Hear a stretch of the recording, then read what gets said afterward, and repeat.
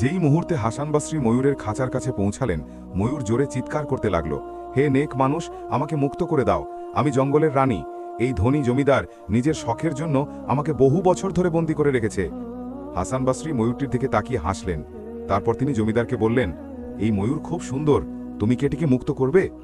জমিদার হেসে বলল, এটা আমার খাজানা, আমি এটাকে ছাড়তে পারবো না, তবে তুমি চাইলে কিনে নিতে পারো, 100 দিনার দিলে। হাসান বাসরি বললেন, ঠিক আছে, আমি তোমাকে 100 দিনার দেব, কিন্তু তার আগে আমাকে এর সঙ্গে একটু সময় কাটাতে দাও। জমিদার রাজি হয়ে গেল। হাসান বাসরি ময়ূরের কাছে গিয়ে ধীরে বললেন, হে ময়ূর, যদি তুমি সত্যিই মুক্তি চাও তবে আমার এক কথা শোনো। যখন আমি তোমাকে খাঁচা থেকে বের করব তখন আনন্দে উড়ে যেও না, একটু ধৈর্য ধরে শুধু একটা কাজ করবে।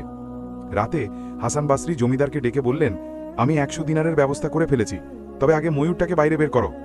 জমিদার খাঁচা খুলল, ময়ূর বাইরে এলো এবং হঠাৎই মাটিতে লুটিয়ে পড়ল, সম্পূর্ণ নিস্তব্ধ, যেন মারা গেছে। জমিদার ভয় পেয়ে চিৎকার করল, এ তো মারা গেল, এখন কি করব? হাসান বাসরি শান্ত গলায় বললেন, হয়তো স্বাধীনতার বোঝা সে সহ্য করতে পারেনি, চলো এটাকে বাইরে ফেলে দাও। জমিদার ময়ূরটিকে বাইরে ফেলে দিল, আর সে ঘুরে যেই পেছন ফিরে তাকালো, ময়ূর ডানা ঝাপটিয়ে উঠল আর জঙ্গলের দিকে উড়ে গেল। হাসান বাসরি হেসে বললেন, জমিদার, তুমি ময়ূরকে বন্দী করেছিলে ঠিকই, কিন্তু স্বাধীনতা তার অধিকার, বুদ্ধিমত্তা আর ধৈর্য দিয়ে